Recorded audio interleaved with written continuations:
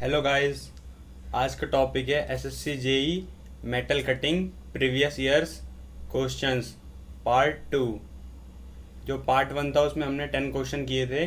अगर आपने नहीं देखे तो डिस्क्रिप्शन में लिंक दे रहा हूँ, वहाँ से जाके आप देख सकते हो। ठीक है, तो हम अपना पार्ट 2 स्टार्ट करते हैं। तो हमारा फर्स्ट क्वेश्चन है question number 11। In which of the following operation on lathe the spindle speed is minimum? तो इसमें से कौन से ऑपरेशन में स्पिंडल स्पीड में मिनिमम होती है जो लेथ पे होता है? ऑप्शन ए है हमारा नर्लिंग, ऑप्शन बी है हमारा फाइन फिनिशिंग, ऑप्शन सी है हमारा टेपर टर्निंग, ऑप्शन डी है हमारा थ्रेड कटिंग। तो फ्रेंड्स इसका राइट आंसर है हमारा ऑप्शन डी थ्रेड कटिंग। ठीक है, तो इसमें से कुछ लोग कंफ्यूज हो जाएंगे कि फाइन फिनिशिंग क्यों नहीं है, क्योंकि उसमें एक्यूरेसी ज़्यादा रिक्वायर्ड होगी। फाइन फिनिशिंग इसलिए नहीं है क्योंकि जो हम लेथ में फिनिशिंग करते हैं वो फिनिशिंग हो नहीं पाती पूरी अच्छे से। उसके बाद हम ग्राइंड करते हैं उसे, फिर उसके बाद हम सुपर फिनिशिंग करते हैं। ठीक है, super surface finishing.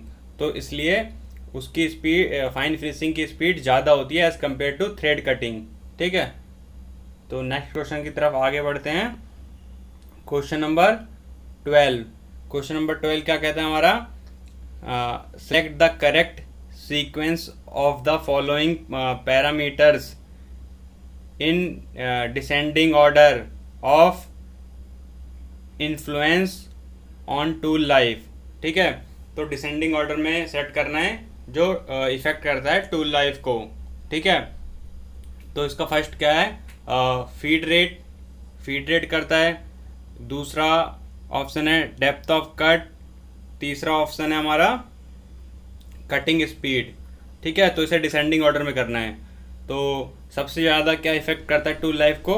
Cutting speed, हमारी कितनी हाई स्पीड है वो इफेक्ट करता है। ठीक है, और उसके बाद करता है हमारा कि इसमें हमारा फीड रेट कितना है, हम उसमें कितना फीड दे रहे हैं। ठीक है, वो इफेक्ट करता है। फिर उसके बाद करता है हमारा डेप्थ ऑफ कट। ठीक है, तो हमारा पैरामीटर जो हो गया डिसेंडिंग ऑर्डर में वो हो गया 3 cutting off speed, 1 feed rate, 2 depth of cut. तो राइट आंसर हुआ हमारा कौन सा? Option number B. ठीक है, तो नेक्स्ट क्वेश्चन की तरफ आगे बढ़ते हैं। Question number 13। क्वेश्चन नंबर 13 क्या कहता है? For drilling operation the cylindrical job should always be clamped on. जो सिलेंड्रिकल जॉब होगी सिलेंडर की फॉर्म में वो किस पे क्लैम्प्ड की जाती है? ठीक है, ऑप्शन है हमारा कलेक्ट पे ए, ऑप्शन बी है हमारा सॉकेट पे, ऑप्शन सी है हमारा जॉ पे, ऑप्शन डी हमारा वी ब्लॉक पे। तो फ्रेंड्स जो हमारी सिलेंड्रिकल बॉडी होती है या सिलेंड्रिकल रॉड होती है वो बैलेंस हमारी वी ब्लॉक पे हो पाती है। ठीक है, तो जब भी हम ऑपरेशन किसी भी मशीन पे करते हैं सिलेंड्रिकल बॉडी का, तो उसे वी ब्लॉक में प्रेफर करते हैं ज़्यादातर, उसको वर्क करने के लिए क्लैम्प करते हैं वी ब्लॉक में। ठीक है, तो इसका राइट आंसर हुआ D V block. Next question की तरफ आगे बढ़ते हैं। Question number 14। क्वेश्चन नंबर 14 क्या कहता है? In case of slotting machine cutting action taken place. जो स्लॉटिंग मशीन होता है उसमें कटिंग एक्शन कैसे होता है? ठीक है, तो उसमें स्ट्रोक्स दिए हुए हैं। ऑप्शन ए फॉरवर्ड स्ट्रोक में, ऑप्शन बी डाउनवर्ड स्ट्रोक में, ऑप्शन सी बैकवर्ड स्ट्रोक में, ऑप्शन डी अपवर्ड स्ट्रोक में। तो फ्रेंड्स इसका राइट आंसर बताने से पहले मैं बताना चाहूँगा कि स्लॉटिंग मशीन जो होती है वो हमारी वर्टिकल शेपर होती है। ठीक है, तो वर्टिकल शेपर होती है, तो वर्टिकल मतलब उसकी जो फॉरवर्ड स्ट्रोक होगा वो डाउन स्ट्रोक में होगा। तो इसका राइट आंसर है हमारा ऑप्शन बी डाउन स्ट्रोक में हमारी जो स्लॉटिंग मशीन होगी उसका कटिंग एक्शन होता है। ठीक है, तो नेक्स्ट क्वेश्चन की तरफ आगे बढ़ते हैं। Question number 15। क्वेश्चन नंबर 15 क्या कहता है? Orthogonal cutting system is also called, orthogonal जो कटिंग सिस्टम होता है उसे क्या कहते हैं? ऑप्शन ए है one dimensional cutting system, option B two dimensional cutting system, option C three dimensional cutting system, option D none of these above. ठीक है, तो जो हमारा ऑर्थोगोनल कटिंग सिस्टम होता है वो टू डायमेंशनल कटिंग सिस्टम होता है, और इसे टू डायमेंशनल कटिंग सिस्टम भी कहते हैं, और टू डायमेंशनल कटिंग सिस्टम के नाम से भी जाना जाता है ये। ठीक है, और जो हमारा ऑब्लिक कटिंग सिस्टम होता है उसे थ्री डायमेंशनल कटिंग सिस्टम के नाम से जानते हैं। ठीक है, तो आगे बढ़ते हैं। क्वेश्चन नंबर 16, क्वेश्चन नंबर 16 क्या कहता है? In a drill operation, drill operation में क्या होता है? Option A torque is equal to the axial force, option B torque is more than axial force, option C torque is less than the axial force, option D torque is half the axial force. ठीक है, तो जो हमारा drill operation होता है उसमें torque कितना होता है एक्सियल फोर्स के? तो हमारा जो इसमें जो टॉर्क होता है वो कम होता है एक्सियल फोर्स से। ठीक है, क्योंकि जो हमारा एक्सियल फोर्स होता है जो कंप्राइज होता है वेब पे वो ज़्यादा होता है एज कंपेयर टू जो फोर्स रिक्वायर्ड होती है ड्रिल को ट्विस्ट करने से। ठीक है, तो इसका राइट आंसर हुआ हमारा option C, torque is less than the axial force. ठीक है, तो नेक्स्ट क्वेश्चन के लिए आगे बढ़ते हैं। क्वेश्चन नंबर 17, क्वेश्चन नंबर 17 क्या कहता है? In a shaper metal is removed during, shaper में मेटल कब रिमूव होता है? Option A forward stroke only, option B return stroke only, option C both stroke, option D none of these above. तो friends जो हमारी shaper machine होती है इसमें हमारा क्विक रिटर्न मैकेनिज्म होता है।